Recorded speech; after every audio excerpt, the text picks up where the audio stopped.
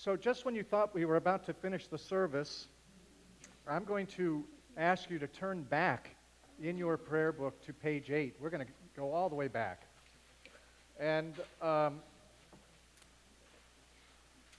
to take a look at the Hebrew in the middle of the page. And this, the italicized first part of the Hebrew comes from the book of Exodus, chapter 15. And like much of the Torah, we only know what's there in the black.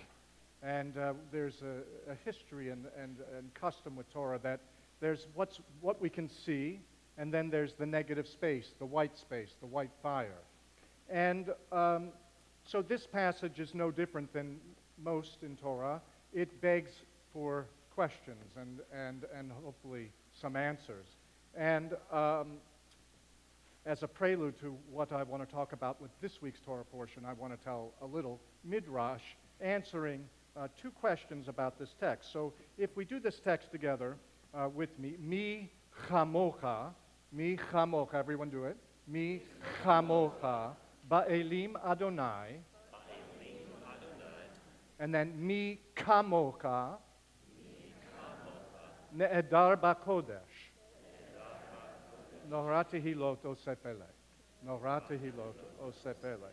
Now, you might have noticed that the first two words of those first two lines are exactly the same except for one letter. Mi chamocha and mi kamocha. So, there are two questions that our sages come up with about this text. The first has to do with the difference between these two letters. And they say, it's the same word. Why are the letters different? It's a reasonable question. The second question has to do with another story with this portion, which was that the Israelites, when they reached the edge of the water of the shores of the Sea of Reeds, the Red Sea, they didn't go in because the water was too high. Even though Pharaoh and his courtiers were following very closely behind and were going to get them, they stood there and did nothing. Nothing. And these courtiers were evil, rough people. They were going to kill them. So, but yet they stood there and did nothing.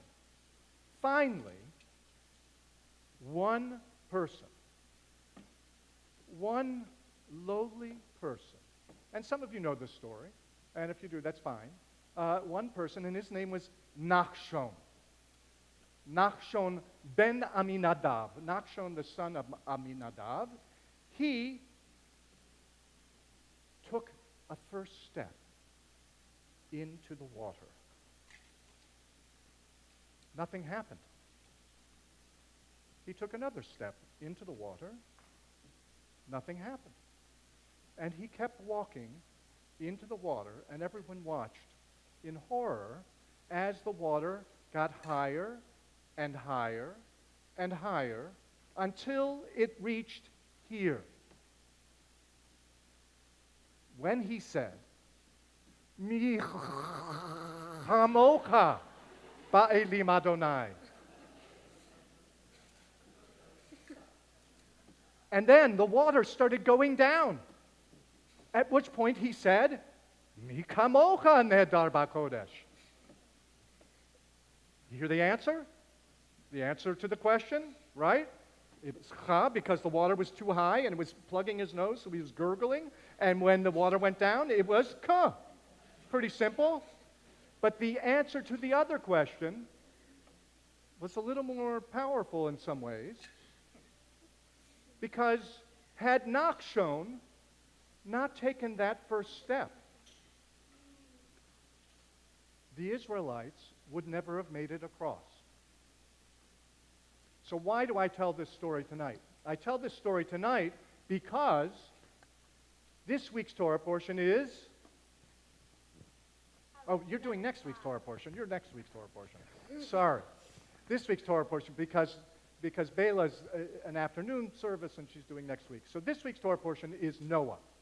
And the story of Noah begins with this odd phrase where it says Noah was a righteous man in his generation. And so the question is, well, what does that mean? He wasn't a righteous man? Wasn't good enough? Or he was a righteous man? What was it?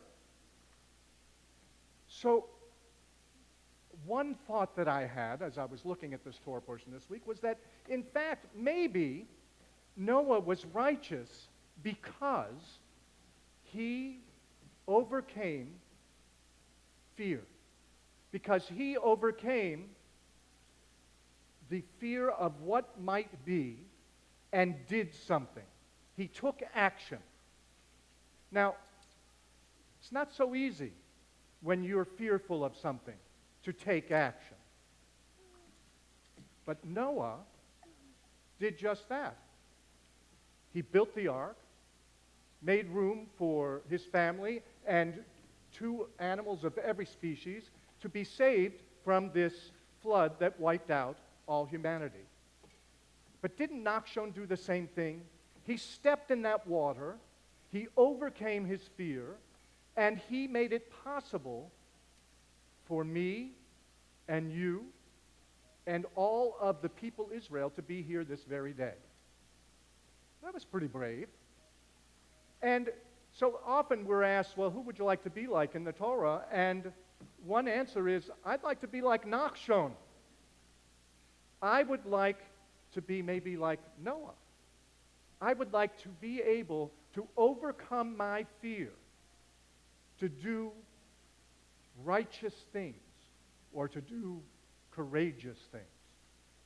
And perhaps this week's Torah portion begs each one of us not to wait for the person standing next to us, or the person across the street, or whoever, to take the action, but rather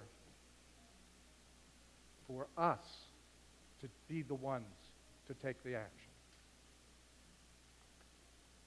So that's the message that I bring to you for Shabbat Noach, that Noach was righteous because he overcame his fear. Because like no other person on the earth, he was willing to answer the call. He was willing to take that step, the same step that Nachshon took to protect and save the Israelite people. Shabbat